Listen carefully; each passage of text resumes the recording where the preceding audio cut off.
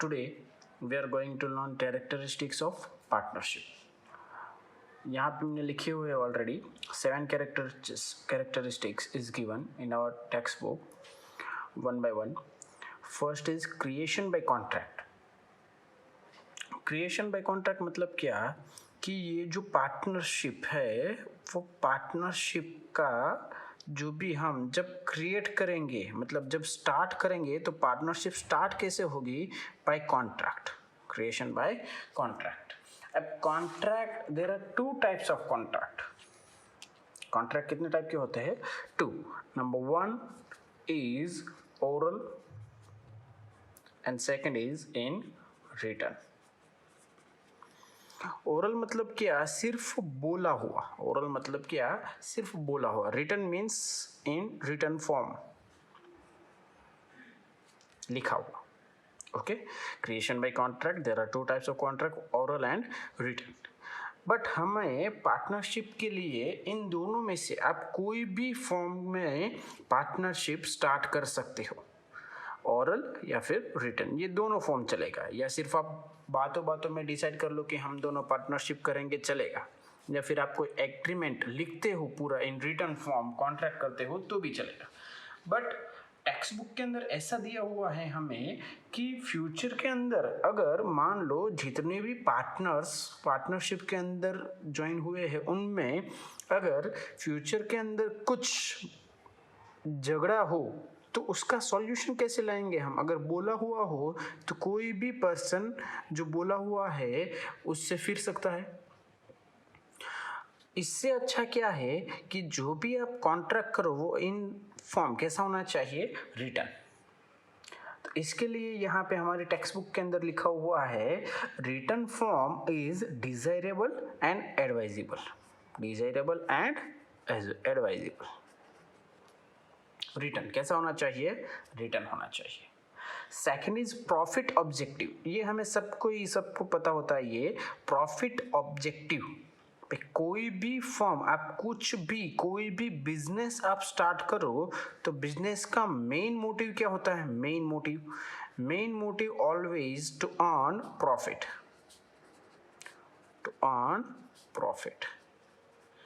यहाँ पे लिखा हुआ है सिर्फ प्रॉफिट, बट प्रॉफिट के साथ साथ अगर लॉस इनकर हुआ तो वो भी जितने भी पर्सन है, जितने भी पार्टनर है उसके अंदर क्या हो जाएगा? डिस्ट्रीब्यूट.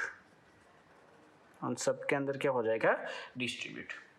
अगर आप इसके साथ साथ यहाँ पे वो हम आगे भी देखेंगे, बट यहाँ पे भी क्या लिखा हुआ है? अगर प्रॉफिट जो है मान लो कि there are 3 partners A, B and C.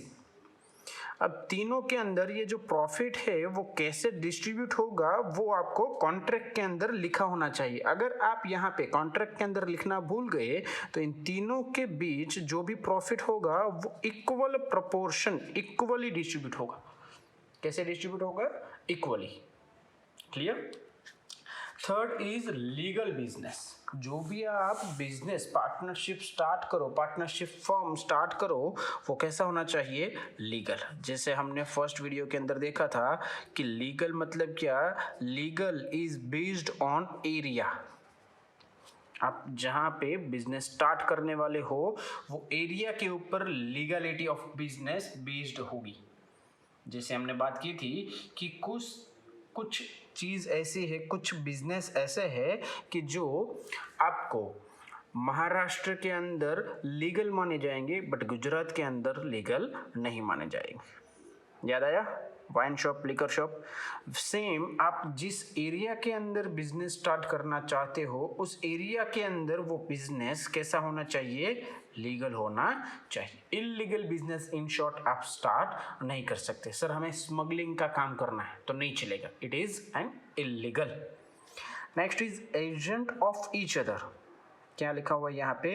Agent of each other. Agent of each other मतलब क्या कि भाई जो भी पर्सन होगा, मान लो कि A, B and C 3 partners है, उसमें से A ने एक डिसीजन लिया था. इन्हें क्या किया था? एक डिसीजन लिया था. किसके अंदर? फर्म के अंदर. फिर क्या हुआ, ये डिसीजन की वजह से फर्म को प्रॉफिट हुआ या लॉस हुआ, ये मान लो प्रॉफिट हुआ। ओके तो ये जो प्रॉफिट हुआ, ये क्या बोलता है, ये जो प्रॉफिट है वो मेरे डिसीजन की वजह से हुआ था, तो ये प्रॉफिट पूरा मैं लेके जाऊंगा। ये चलेगा? नहीं चलेगा।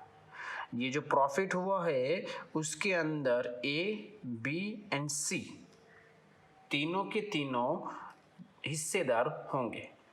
सेम वे अगर प्रॉफिट के बदले मान लो कि लॉस हुआ, तो बी एंड सी क्या बोलेंगे, भाई ये तेरी वजह से हुआ है तो ये लॉस तू अकेला बेयर कर। तो ए क्या बोलेगा, नहीं, we are partners when we all three have to incur such loss। मतलब क्या कि प्रॉफिट हो या लॉस हो, किसी एक ने किया हो या सब ने किया हो, सभी के बीच डिस्ट्रीब्यूट होगा, सभी के बीच क्या होगा, डिस्ट्रीब्यूट होगा। इसे बोलते हैं एजेंसी रिलेशनशिप। इसे क्या बोलते हैं, एजेंसी रिलेशन। मतलब किसी भी एक बंदे ने काम किया हो but each and all partners are equally liable, each and every partners are equally liable for work of one or all। किसी एक ने काम किया हो या सब ने काम किया हो, सारे के सारे पार्टनर्स वो सारे के सारे काम के लिए लायबल होंगे, रिस्पॉन्सिबल होंगे। क्लियर? उसके बाद numbers of partners. Numbers of partners हमने देखा था, नंबर्स ऑफ पार्टनर्स मिनिमम होना चाहिए 2। मिनिमम कितना होना चाहिए, 2। एंड मैक्सिमम जो है वो मैक्सिमम आपकी टेक्स्ट बुक के अंदर 2 अलग अलग डिजिट्स दिए हुए हैं हमें, 50 एंड 100, 50 एंड 100। बट अगर ऑप्शन के अंदर आपको कोई क्वेश्चन पूछा जाए मिनिमम या शॉर्ट क्वेश्चन पे minimum and maximum numbers of partners कितना होना चाहिए, तो आपको क्या लिख के आना है, वो minimum you have to write 2 and maximum you have to write 50। क्योंकि जो पार्टनरशिप एक्ट, कंपनीज एक्ट था 2013 के अंदर, उसके अंदर जो सेक्शन 464 है उसके अंदर बोला हुआ है कि मैक्सिमम नंबर होना चाहिए 100। किसके अंदर, कंपनीज एक्ट 2013 जो था उसके अंदर सेक्शन 464 के अंदर कितना बोला हुआ है, मैक्सिमम 100। बट उसके बाद जो रूल आया, उसके बाद एक रूल आया अमेंडमेंट के अंदर, कंपनीज मिसलेनियस रूल्स 2014, रूल्स 2014 के अंदर क्या बोला हुआ है कि मैक्सिमम नंबर्स फिलहाल कितने होने चाहिए, 50। फिलहाल कितने होने चाहिए, 50। तो आपको एग्जाम के अंदर क्या लिखना है, मिनिमम 2 एंड मैक्सिमम 50। 100 आपको लिखना नहीं है, मिनिमम 2 एंड मैक्सिमम 50।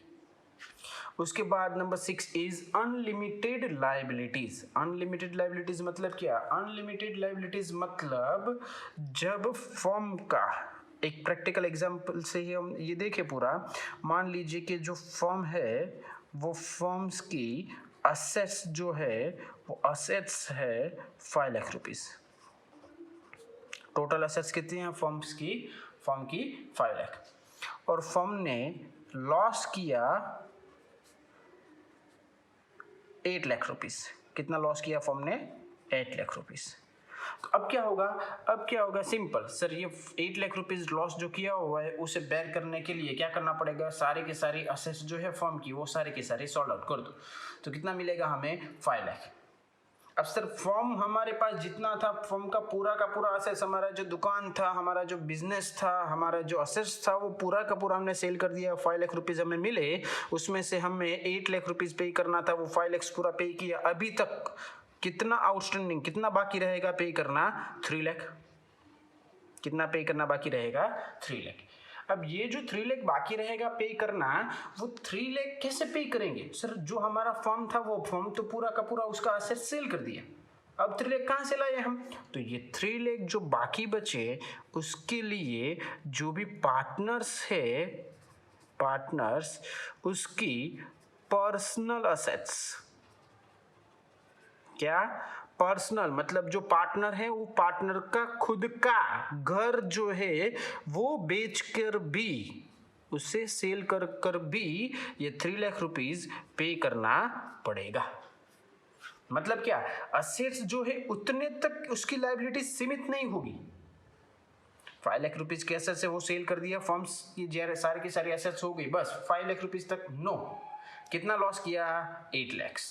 ये कितनी लायबिलिटी थी? 8 लाख। तो 8 लाख आपको एनी हाउ पे करना पड़ेगा। एनी हाउ मतलब पूरी एसेट्स आप फर्म की बेच दो, उसके बाद पार्टनर्स की जो पर्सनल एसेट्स होगी वो भी आपको बेचना पड़ेगा। मतलब घर, खुद का घर जो होगा पार्टनर का घर, उसे भी बेचना पड़े तो बेचो, पर पूरा 8 लाख रिकवर करके दो।